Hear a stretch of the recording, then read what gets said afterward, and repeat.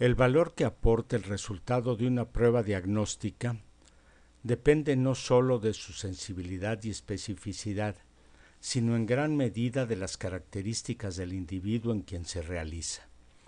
Esto fue planteado desde el siglo XVIII por el monje inglés Thomas Bayes, y los conceptos han madurado a través de los años, pero conservan el nombre de estadística bayesiana.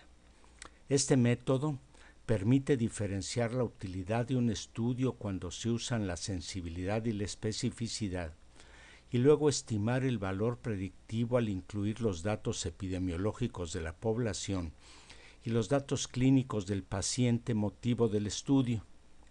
Ambos cálculos se denominan probabilidad previa y probabilidad posterior, y en esta presentación vamos a analizar estos conceptos a propósito de las pruebas de esfuerzo y de la medición de la troponina en el diagnóstico de la cardiopatía isquémica. No es raro encontrar razonamientos de este tipo, especialmente ahora que se hacen pruebas como revisión o chequeo, algunas en jóvenes o por un examen de seguros, otras en gabinetes no cardiológicos, y que además algunos médicos las piden literalmente a ver qué sale o qué encuentro, sin una guía clínica que justifique su indicación.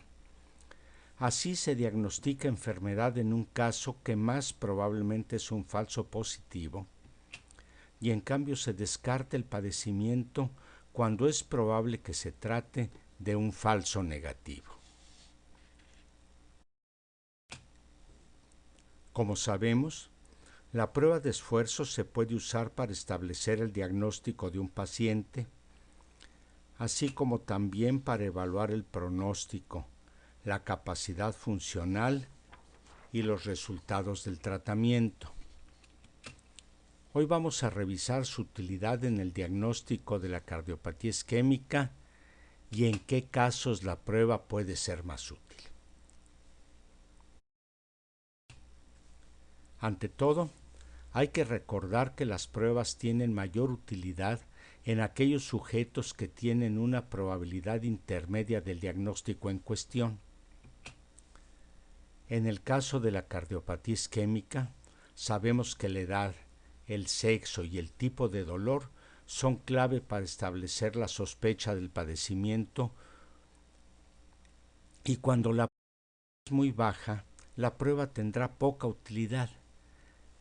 También cuando es muy alta no aportará algo más, y es mejor enviar al enfermo al tratamiento en vez de hacerle más estudios. Aunque hay varias escalas, un ejemplo de clasificación de acuerdo al criterio clínico es la de Diamond y Forrester. Podemos ver que hay 3 categorías de dolor, las que se combinan en los 2 sexos y en 4 grupos etarios. Así, como muestra el círculo rojo, vemos que una joven con dolor atípico tiene tan baja probabilidad de tener isquemia del miocardio que es inútil hacer estudios que solo nos van a confundir. En el otro extremo, como se ve en los cuadros y el círculo azules, está un hombre de edad avanzada con angina típica, el cual debe ser llevado a tratamiento porque los estudios agregarán poco al diagnóstico. Quedan entonces varias combinaciones intermedias marcadas por el círculo verde, donde los estudios van a ser de mayor utilidad. Podemos observar esto en forma gráfica. La probabilidad de cardiopatía isquémica sube con la edad y conforme el dolor es más típicamente anginoso.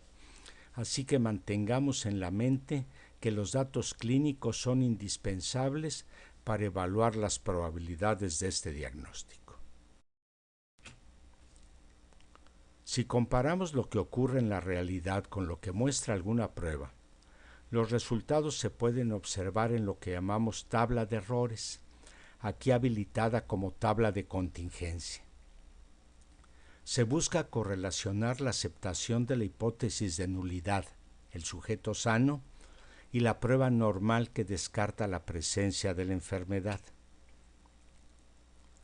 Por otra parte, Si la hipótesis de nulidad no es verdad y el individuo está enfermo, debe corresponder al rechazo de la hipótesis y la prueba será normal. En los otros casos, se comete un error llamado alfa o tipo 1 cuando el sujeto está sano y lo catalogamos de enfermo,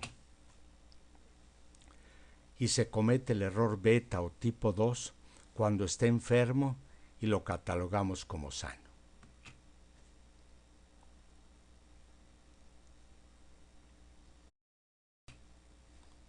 Con la tabla de contingencia que podemos elaborar con estos datos, donde los enfermos están bien clasificados por la prueba se denominan verdaderos positivos, VP, mientras que aquellos que no fueron identificados son falsos negativos, FN aquí en rojo.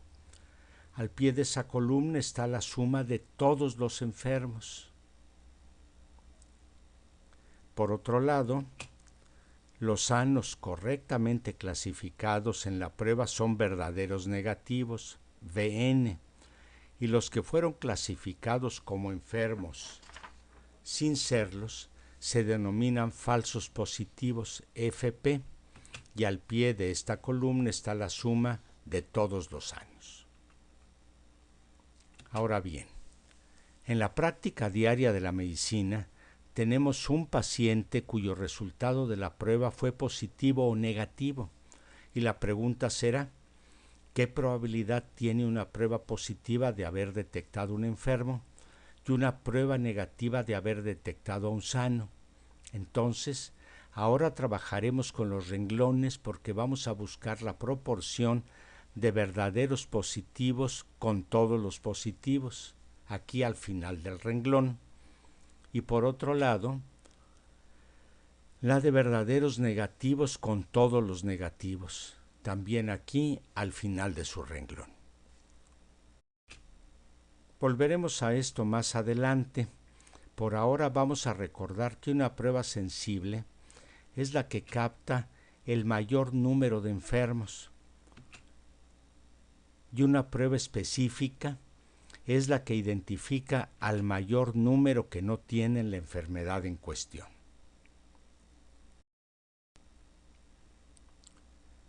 Aquí vemos en forma demostrativa que el objeto de buscar a los individuos enfermos es la sensibilidad, que el objeto de identificar a los sujetos sanos es la especificidad, que el falso positivo es aquel que está sano pero es catalogado como enfermo, y que el falso negativo es el que sí está enfermo pero la prueba no fue capaz de identificarlo. Vamos a utilizar la prueba de esfuerzo para calcular el valor predictivo y escogemos la que use el ecocardiograma con dobutamida. Aunque habrá diferencias en la sensibilidad y especificidad publicadas en diferentes estudios, estas cifras servirán como ejemplo para nuestros cálculos. Sensibilidad 88%, especificidad 85%. Entonces es claro que ninguna prueba tiene el 100% en ambos rubros.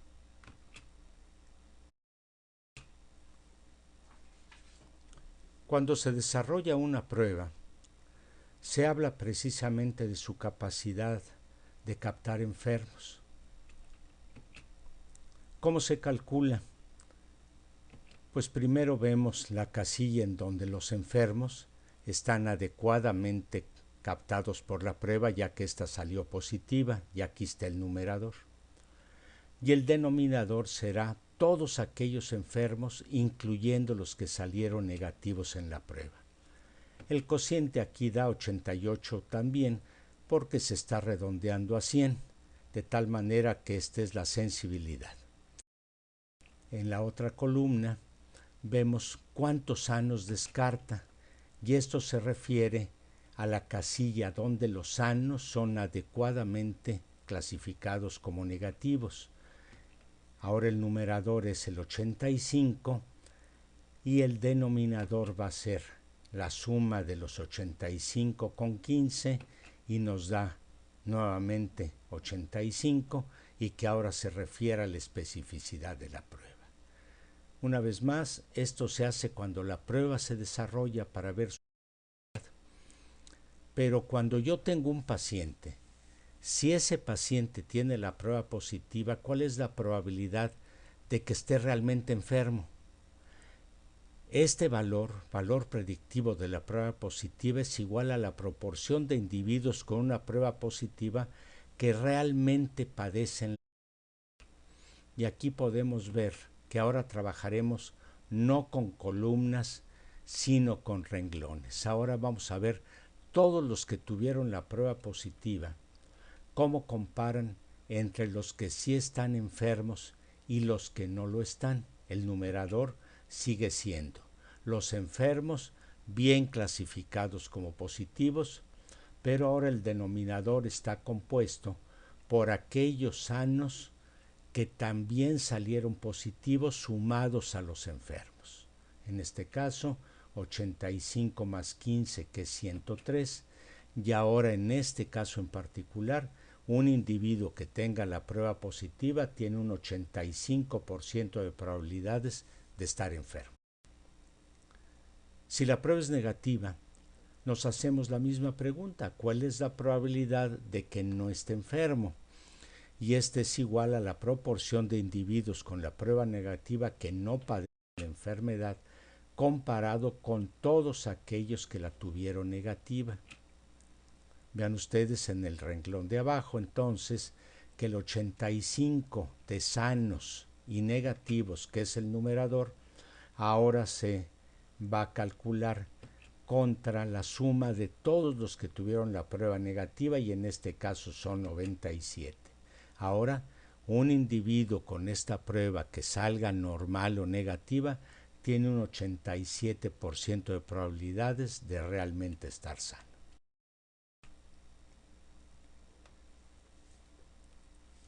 Veamos ahora el concepto de cocientes de probabilidad, que luego nos servirán para, en forma gráfica, por medio de un homograma, llegar a lo que se denomina probabilidad a posterior.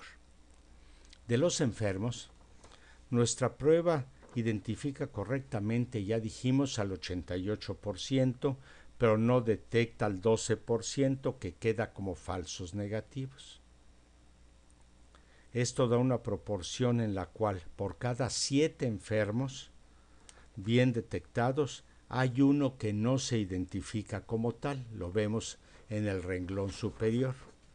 De los sanos, nuestra prueba identifica correctamente al 85%, pero detecta como falsos positivos al 15%, y la proporción es de 6 sanos bien clasificados por cada falso positivo.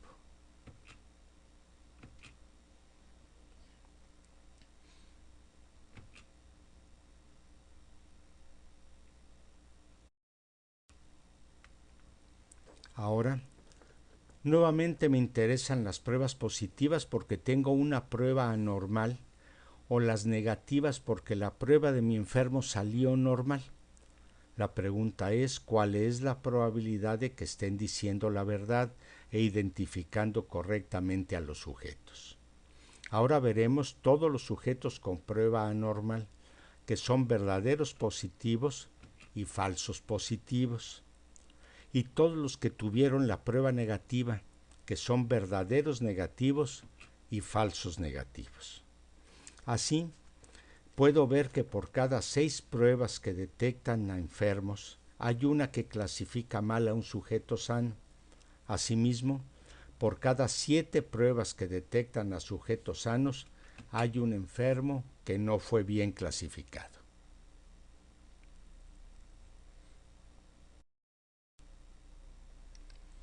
Detrás de lo que será la utilidad de la corrección de la probabilidad a priori y luego ver el valor predictivo en la probabilidad posterior o posteriori, es el teorema de Bayes. Visto así directamente los pasos puede parecer complicado, pero lo que detecta es la forma en que la probabilidad previa se puede corregir condicionada a otro fenómeno, el que si ocurre o no, modifica la frecuencia con la que ocurre el primer fenómeno y da la probabilidad a posteriori. Por ejemplo, la probabilidad previa de lluvia tomada de valores históricos es modificada por otra variable que puede ser, por ejemplo, la temperatura, y de esta ecuación obtendremos la probabilidad posterior, o sea, qué tan probable es que llueva en tal fecha del año y según la temperatura que detectamos hoy.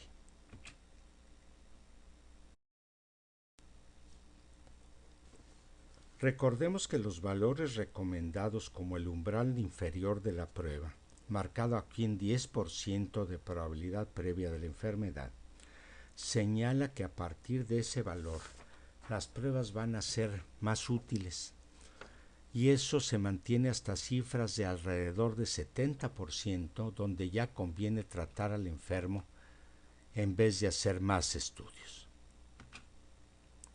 Para calcular cuántos sanos están mal detectados como enfermos, aplico el 15% de falsos positivos a la probabilidad previa de estar sano, y para saber cuántos enfermos se detectan adecuadamente, aplico el 88% de verdaderos positivos al número de individuos enfermos. En esta columna, donde la probabilidad previa de enfermedad basado en los datos clínicos es alta, 50%, obtengo muchos verdaderos positivos por cada falso positivo, una proporción de 6:1. Pero ¿qué pasa si no hacemos la tarea? Si mandamos al estudio a la población general, a un grupo con solo 1% de prevalencia de la enfermedad. Ahora, el 15% de falsos positivos aplicado a 99 sanos da un número mucho más alto que el 88% de sensibilidad aplicado solo a uno de cada 100 individuos. Ahora, los falsos positivos sobrepasan con mucho a los verdaderos enfermos, 16:1. En esta última columna vemos lo que pasaría en prevalencias de la enfermedad tan altas como 80%. Prácticamente todas las pruebas positivas serán enfermos bien detectados, con una proporción de 24:1. Aquí vemos el punto de cruce en las proporciones de falsos positivos con los verdaderos positivos. El punto de equilibrio se encuentra entre 10 y 20% de prevalencia. Tenemos que hacer la tarea de estudiar la clínica de nuestros pacientes y no solo indicar o hacer pruebas sin conocer estos cálculos. Veamos ahora otra situación de decisión clínica donde también nos va a ayudar el concepto de probabilidad condicional. Si decidimos ante un paciente con dolor en el tórax mandarlo a su casa, en caso de que la determinación de troponina sea normal, y en cambio diagnosticamos infarto del miocardio si la troponina está elevada, se nos olvida que no hay pruebas perfectas que diagnostiquen al 100% de los enfermos y descarten al 100% de los que no tienen la enfermedad en cuestión. Ya vimos el concepto de sensibilidad y especificidad de una prueba. En estas dos curvas de distribución de lo que sería una prueba perfecta, se aprecia cómo los valores de los sujetos sanos estarían muy lejos de las cifras de los enfermos. Pero ya sabemos que en la realidad clínica difícilmente hay esta separación y las cifras más altas de los sanos se mezclan con las cifras más bajas de los enfermos. Así que un resultado en este rango del cruce de las colas se presta a discusión de a qué grupo pertenece.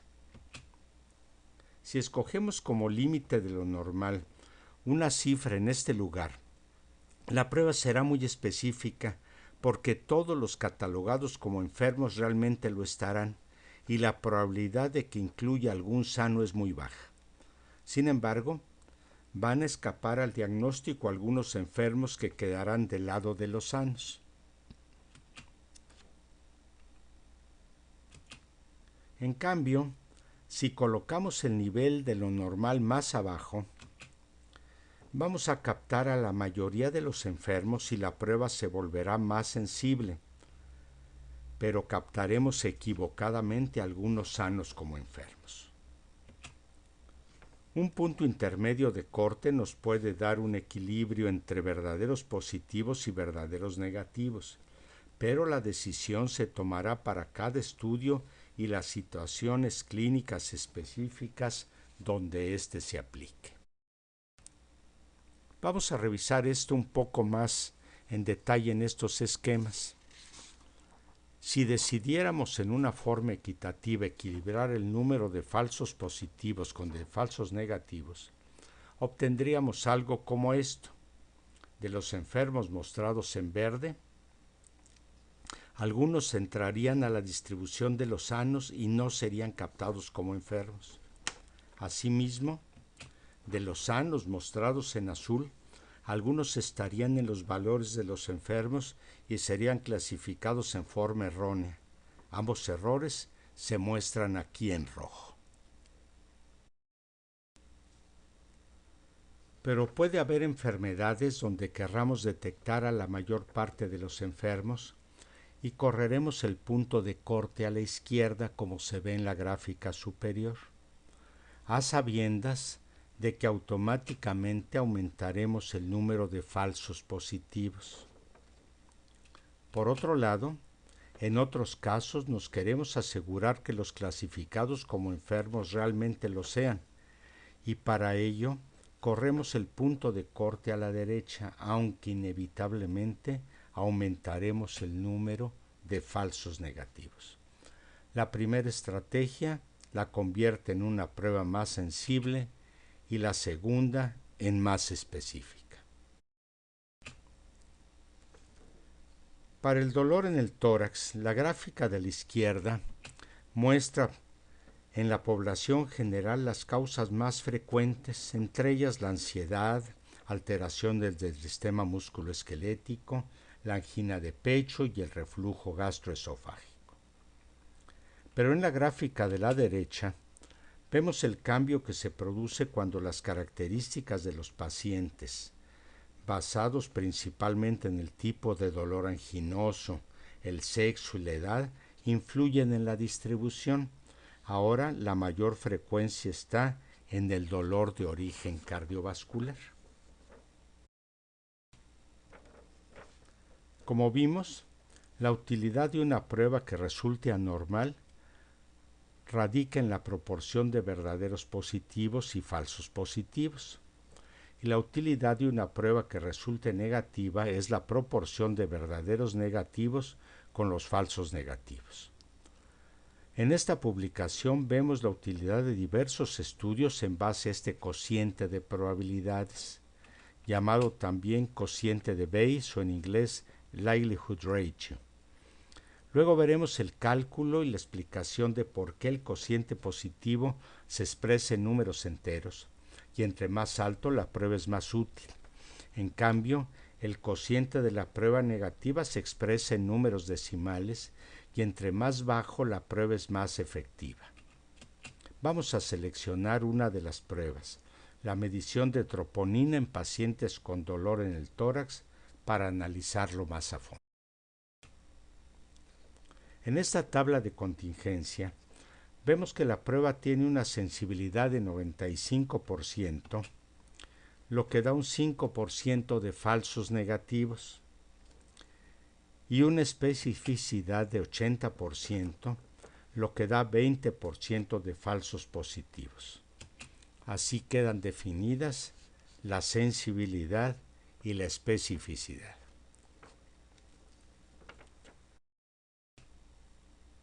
Como vimos en el ejemplo de las pruebas de esfuerzo, aquí también yo tengo que tomar la decisión en un solo paciente en el que la troponina salió normal o anormal.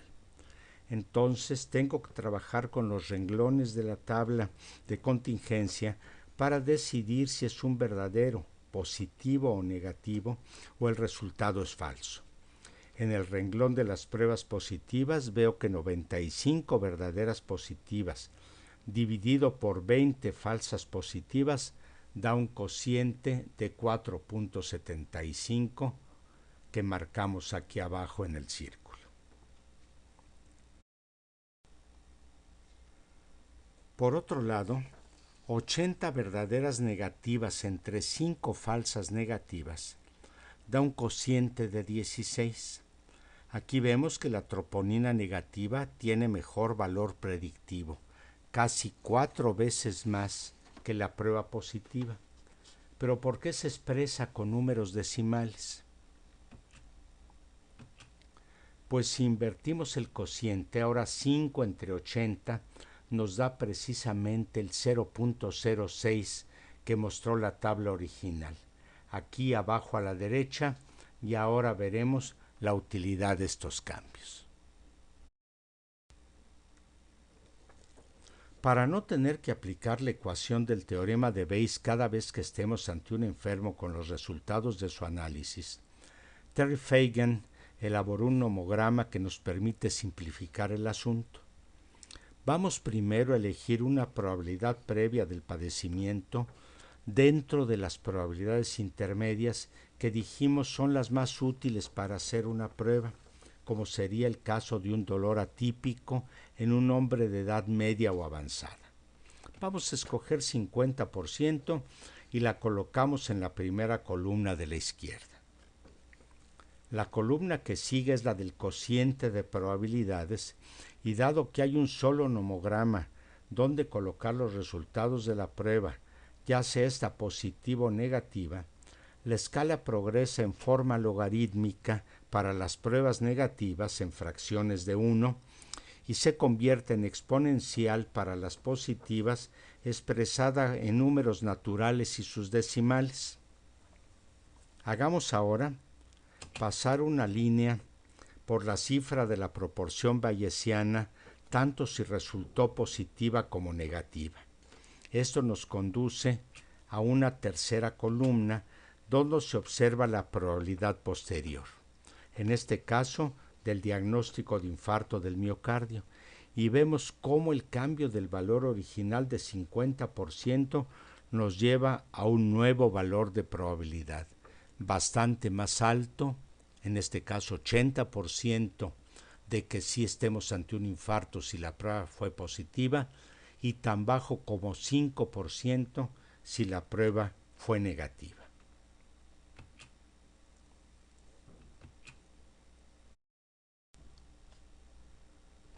Recordemos qué datos usamos para estos cálculos. La probabilidad previa se deriva del conocimiento de la epidemiología de la enfermedad y su cuadro clínico. El cociente de probabilidades se calcula con la sensibilidad y especificidad de la prueba. Y la probabilidad posterior es el valor ya corregido. En las líneas verdes veíamos los valores resultantes de la probabilidad previa de 50%. Ahora, en las líneas azules veremos qué pasa con una probabilidad previa muy baja, como una molestia atípica en un joven, y entonces con la prueba positiva el valor predictivo sube muy poco y la gran mayoría seguirán siendo falsos positivos. La prueba negativa no tendrá mayor trascendencia ya que no agrega algo útil a la probabilidad previa ya de por sí muy baja. Por otro lado, si la probabilidad de enfermedad es muy alta, prácticamente no se modifica con la prueba positiva y con la prueba negativa todavía la probabilidad de enfermedad es alta y no nos permite descartarla. Cada vez más médicos entienden la sensibilidad y especificidad, pero aún tendrían que calcular el cociente de probabilidades para usar el nomograma que les mostramos. Para ellos, se ha elaborado un nuevo nomograma circular que permite usar cualquiera de estos valores y su uso en esencia es el mismo que el del nomograma vertical. La esencia de los cálculos de Thomas Bayes radica en la presunción de una probabilidad estimada de los acontecimientos y no sólo en los cálculos numéricos de los valores observados. Según este esquema de actualización secuencial de las hipótesis, no sólo cuentan las evidencias recibidas en favor de la hipótesis, sino también la perspectiva personal que otorga el observador a la experiencia previa. Hay algunas críticas a este enfoque, pero los excelentes resultados que ha proporcionado la aproximación bayesiana en innumerables problemas del mundo han servido para constatar su supremacía sobre la aproximación exclusivamente frecuentista. En este esquema vemos la utilidad de la clínica para la probabilidad previa, la tabla de contingencia para estimar la sensibilidad y especificidad, y abajo el esquema elaborado por el gran matemático inglés Alan Turing, que demostró la utilidad de estos conceptos desde la lucha contra los nazis en la Segunda Guerra Mundial. Los conceptos de estadística bayesiana son actuales, los tenemos que aprender y precisamente lo importante para la medicina radica en su conexión con la clínica.